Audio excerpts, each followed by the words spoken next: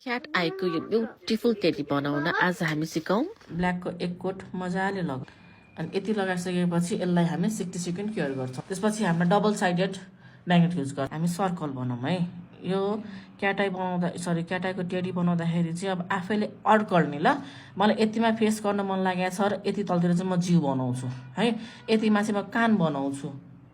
केही स्ट्रक्चर गर्नु छ भनेदेखि चाहिँ पहिले सुरु आफ्नो नेलको साइज हेरेर र क्यालकुलेट चाहिँ गरिहाल्नुपर्छ कतिसम्म। अब मैले मुख यहाँसम्म बनाएँ, जिउ बनाउन ठाउँ पुगेन होइन। अब मैले मुख यत्रो बनाएँ, जिउ चाहिँ फेरि धेरै ठुलो भयो। लाइनरले हामी सर्कल बनाउन ट्राई गरौँ है सुरु।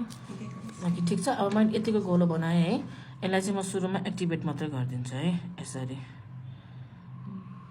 फुल एक्टिभेट।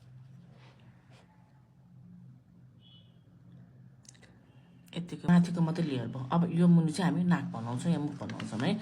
अब यसलाई एकैछिन हामी के गर्न दिने, सेट हुन दिने। अब चाहिँ तिमीले भने जस्तै हामी मुख बनाउने है। मुख यहाँ राख।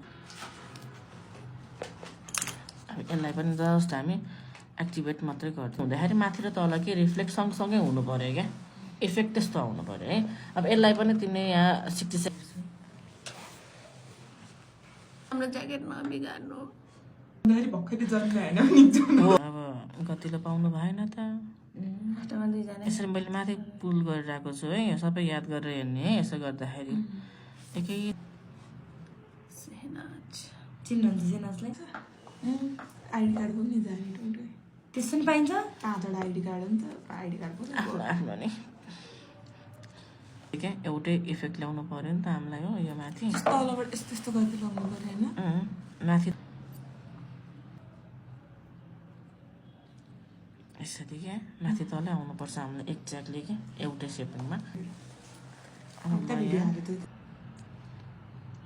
ए आयो न फेक हो। 1 घन्टाको भिडियो हालिदिने क्या। सुन्ने मान्छेले चाहिँ यो के अरे टेडी बनाएको कस्तो राम्रो